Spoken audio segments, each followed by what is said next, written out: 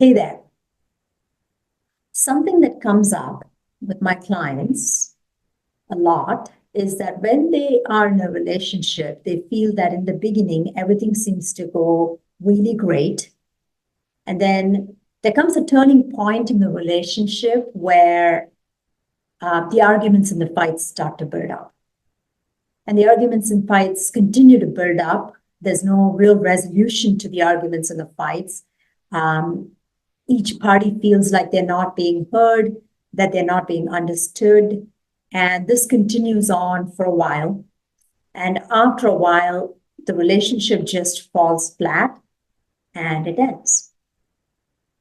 Today, I want to talk a little bit about why this happens and what you can do to actually navigate this situation if you're in a relationship or planning to be in one pretty soon. So one of the reasons this happens is because every one of us on the planet is unique in how we live our life and what we actually bring into this lifetime. What we bring into this lifetime is a unique set of values or highest priorities, I want to say. So for example, for me, my fitness is a very high priority. My holistic mind-body health is a very high priority. My coaching is a very, very high priority. And for you, it may be that fitness is or your other work is the highest priority. And for your partner, it might be to spend time in the relationship. Work might be a secondary priority for you. Now, when this happens, that you each have a different set of priorities and you're now in relationship, one of the things that also occurs as a result of us having these unique set of values is we become very used to seeing life from those set of values. So if you talk to me, I'm going to be more encouraged and inspired to talk to you if you are talking the language of coaching or mind-body fitness. And similarly, if you're talking to somebody who is very athletic and likes to go run out in nature, then that's going to be the language of what really appeals to them the most. If they are very work-oriented, then they're going to place a very high emphasis on working.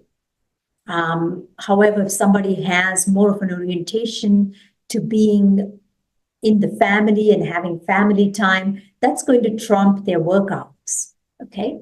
So we come in with a different set of values, and we're not always conscious about the set of values that we actually come in with.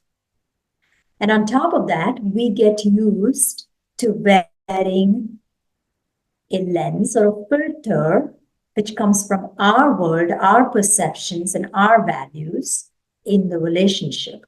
So we take this filter, these rose-colored lens, and bring them into the relationship.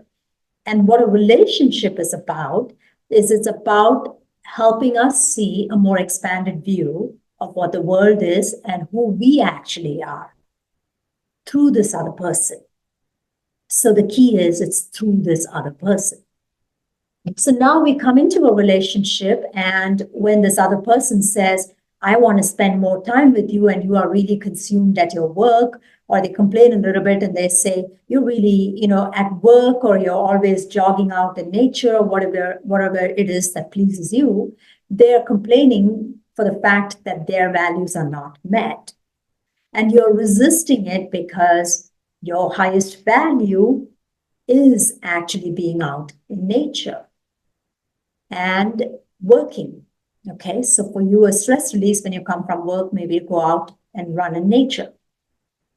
So when this happens and we're not very conscious about what that is, what our values are, and how we're bringing them into a relationship, we can start to build resentments over time.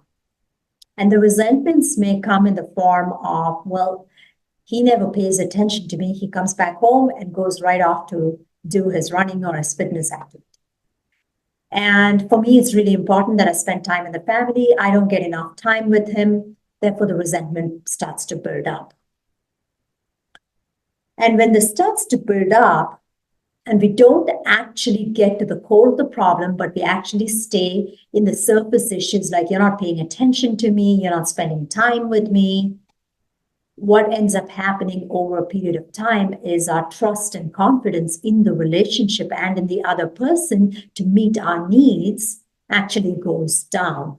And when this starts to happen over a period of time without any resolution to our fights and arguments, and we're entering spirals of arguments every time without any resolution, we get to a stage where the relationship no longer feels like it's working for us. We feel like we're working in the relationship, and the relationship falls flat and comes to an end. Obviously, this is not the intention with which either side goes into a relationship, but somehow this is unconsciously what happens in every relationship. We take the pattern, we go in with this pattern, and suddenly it just falls flat. So the fundamental thing that we have to have a shift with, if we want to move out of this partner, out of this pattern and be in a truly nourishing and nurturing relationship, what we want to really come into is the understanding and belief shift that it's not just about us. Relationships are about each individual in the relationship getting their needs met. And then it's also about both of the individuals in the relationship feeling like there is a world of us in the relationship where they can be together and enjoy themselves. And the relationship actually benefits from that togetherness. So you don't want to get into the zone of compromise with this, because if you get into a zone of compromise, then it's going to come across like it's a lose-lose situation. It's going to feel like each party has to endure pain in order to be in the relationship. That's why compromises never work in a relationship. And if you're really curious about that piece, I did another video a few days back. You may want to go back and watch that video about compromises. Instead, you have to have a fundamental belief shift that you actually can get your individual needs met in the relationship, and you can also work on meeting each other's needs in the relationship. So now this important belief shift is really because we want to come into the understanding that a relationship is about us growing out of the small sense of self that we tend to have all the time, and instead incorporate a larger view of ourselves as well as our outer worlds.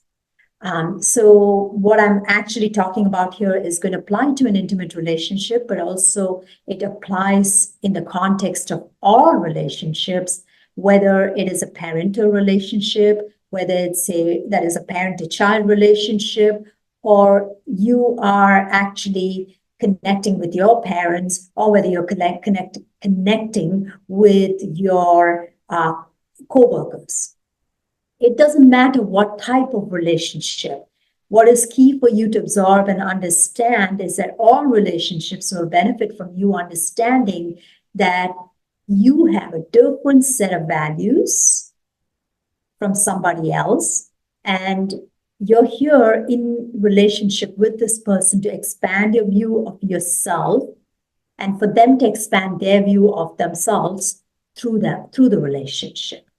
Now, when you can take this mindset on in a relationship, first of all, the energy of the relationship is going to shift. And it's going to shift because you are not feeling threatened. Your values that you bring to the table. So, for example, if you wanted to exercise and if you wanted to work and make a living, those values are not being threatened in the relationship. You're going in with the understanding that those values will be met and they're not threatened.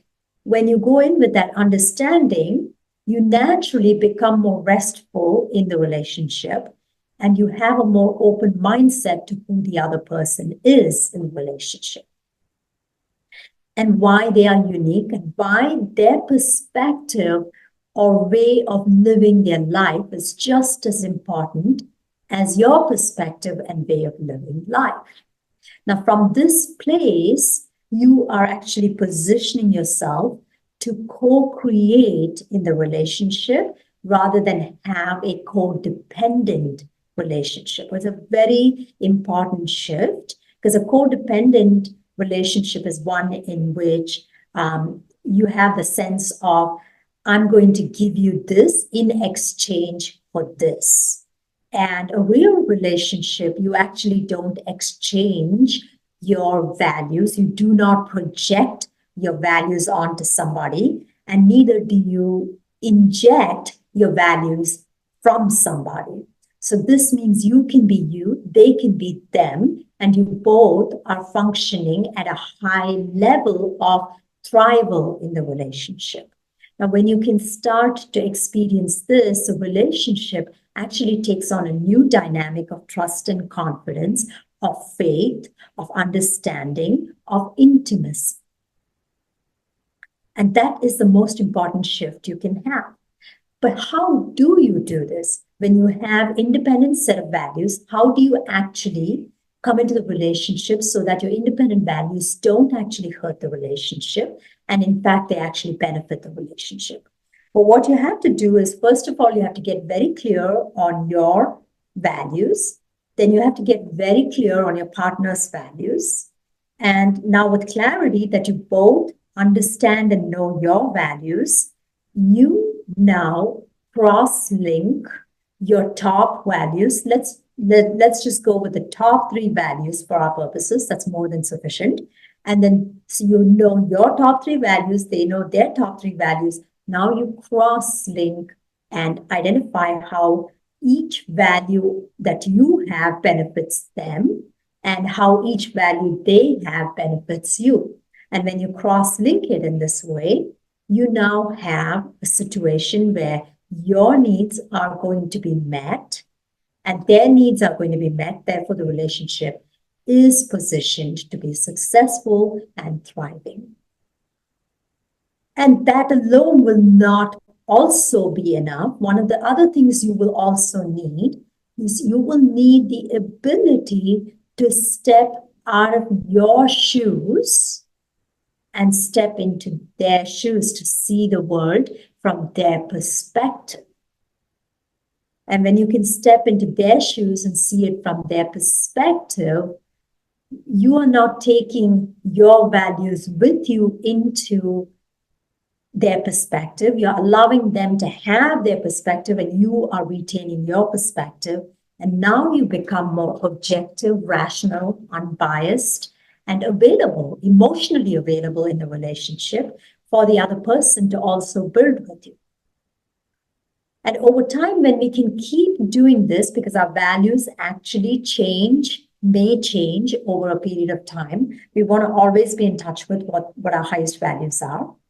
And when we do this continuously and we continue to bridge our connection with this other person at a deeper level, we can position the relationship for overall success and keep building on our intimacy with this other person.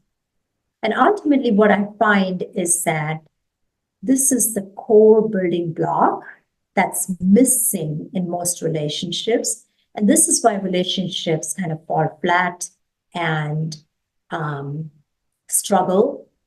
And but there is a solution to it.